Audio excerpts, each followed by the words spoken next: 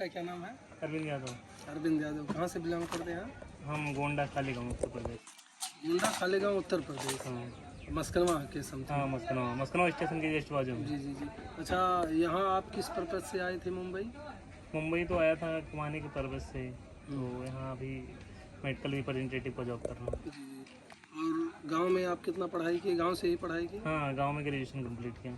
Graduation कम तो वहाँ नौकरी नहीं मिला वहाँ पे, मतलब इतना नौकरी का कुछ स्कोप नहीं है बहुत ज़्यादा, और मतलब इतना घर के कंडीशन भी नहीं था कि मतलब बाहर जाके तैयारी वगैरह कर सकें। हाँ, मतलब तीन वीकनेस थे, कुछ अपना वीकनेस था, हाँ, कुछ पारिवारिक वीकनेस हाँ, था और कुछ सरकार का भी। हाँ, तो इसलिए थोड़ा। तो आप मुंबई में किधर रहते हैं? मुंबई में मैं कांदिवली ईस्ट में रहता हूँ। आपके माता पिता गाँव में।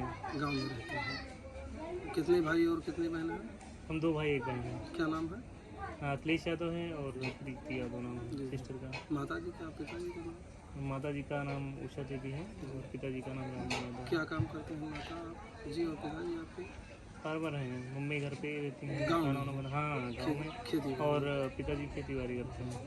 अच्छा, आप जब मुंबई आए थे तो कुछ जीवन में कुछ सोचे थे कि मैं बड़ा होकर मतलब कोई बड़ा पोजीशन या बड़ा काम कुछ कर ले जाऊंगा ऐसा?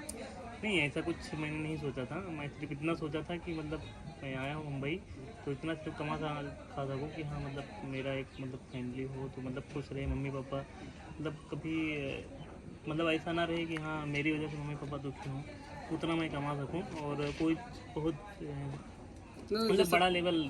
बात बराबर है, बट जिंदगी में आदमी का एक सोच होता है कि जैसा मैं गांव से आया हूँ या बम्बई में शिफ्ट हुआ हूँ, हाँ, कुछ जैसा 100 रुपये कमाऊंगा तो 90 रुपये खर्चा 10 रुपये बढ़ा के धीरे धीरे करके मैं कुछ। हाँ, वो तो सबकी सोच रही थी। इंक्रीमेंट तो लाइफ में तो होना जरूरी जिंदगी की है। आपकी तो सबसे बड़ी लॉस क्या चीज़ थी अभी तक की, और सबसे बड़ी सोच क्या है अभी तक की? नहीं, लॉस मेरी ये थी कि मैं नालसपारा में रहता था, तो मतलब जब स्टार्टिंग में आया तो 6 महीना बैठा था। उसके बाद मैंने एक मतलब मैं जिसके पर्पज़ से आया था विकी राम यादव के पर्पज़ से, तो उन्होंने मतलब एक मलाड में लगवाया, जी काम लगवाया था, तो वहाँ पे गया तो मेरी सैलरी 8,000 थी। जी जी। तो वहाँ पे मेरा आने जाने का भाड़ा और मतलब एक भी पैसे बचता नहीं था। और यहाँ पे तो फिर मैंने वो छोड़ा, फिर गांव गया, थोड़ा डीएल का काम था। हाँ, डीएल ड्राइविंग लाइसेंस फिर आया, एग्ज़ाम देके, फिर उन्हीं के रिलेशन वाले सुरेश यादव ने मेरे को शीतल इंडस्ट्री की कंपनी यहाँ उसमें वैकेंसी आया था, उन्होंने भेजा, मैं उधर ट्राई किया तो उधर मेरा पगार अच्छा था, 17,000। हाँ, 17,000 कुछ समथिंग आता था। हाँ, तो वो पेरोल पे था। हाँ, उस टाइम पे फिर वहाँ से करियर अपना स्टार्ट किया। हाँ, फिर वहाँ मैंने 2-2.5 साल काम किया। उसके बाद में लॉकडाउन हुआ, तो लॉकडाउन में मैंने 6 महीने घर पे था। 6 महीने घर पे रहने के बाद आइसक्रीम वगैरह का धंधा उतना सही नहीं था, तो मैंने फिर वेफर ज्वाइन किया। हाँ, वेफर का वो भी गुजराती कंपनी थी, तो मैंने उसमें गांव में ही? नहीं, इधर ही मुंबई में कांदिवली में। तो मैंने 2.5-3 महीने किया। 2.5-3 महीने के बाद फिर उसके बाद मैं मेडिकल रिप्रेजेंटेटिव में इंटरव्यू दिया, तो मेरा क्लियर हो गया। तो तब से 2-2.5 साल से मैं मेडिकल रिप्रेजेंटेटिव का काम कर रहा हूँ। अच्छा, आप जीवन में मतलब क्या हासिल करना चाहते हैं? आपकी एज कितनी हो गई? मेरी 26 हो गई। 26 हो गई। आप तो अभी बहुत नो यंग में हैं। 60 साल के अंदर आप क्या सोचते हैं कि मैं क्या प्रोसेस करके क्या बना सकता हूँ?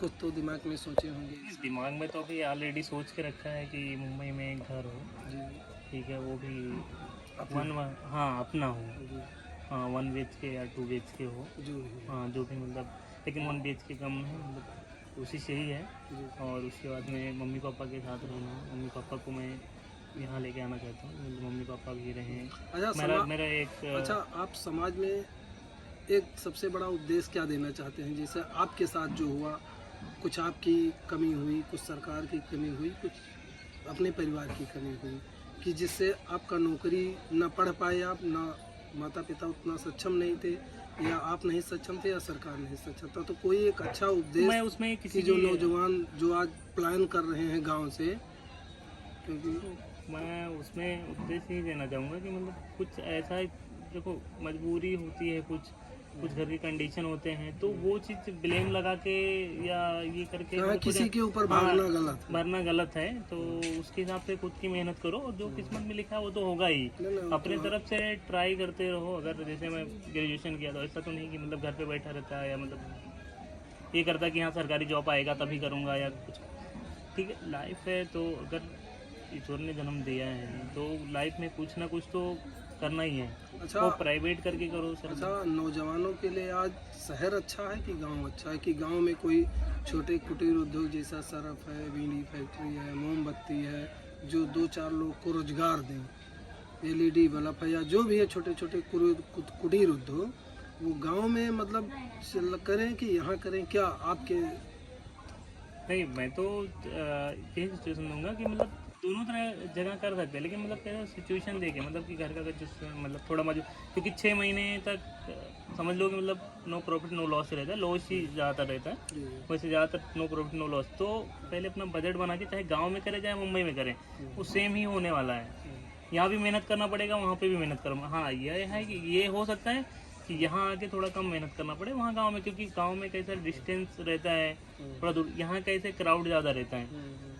तो यहाँ पे हो सकता है कि जहाँ वहाँ 6 महीना साल भर लगे, यहाँ 3 महीने में कर लें, लेकिन गांव में भी कर सकते हैं, ऐसा कुछ नहीं। थोड़ा टाइम देना पड़ेगा, थोड़ा अपने अंदर ये रखना पड़ेगा कि हाँ आज नहीं तो कल सही होगा। बाकी दोनों जगह सही है, कुछ ऐसा मतलब गांव में भी एडजस्ट हो सकते हैं, यहाँ भी एडजस्ट हो जाते हैं, लेकिन मतलब थोड़ा मतलब ये रखना पड़ेगा कॉन्फिडेंट, हाँ कॉन्फिडेंस, और थोड़ा ये रखना पड़ेगा कि मतलब हाँ मैं 6 महीने में या साल भर में, ऐसा नहीं कि मतलब 4-6 महीने अगर प्रॉफिट नहीं हो रहा है तो नहीं हो रहा है, नहीं करेंगे तो वो एक लॉस में चला जाता है। अगर उसी में लगे रहोगे तो प्रॉफिट दिखेगा, वो यहाँ हो या गाँव में हो।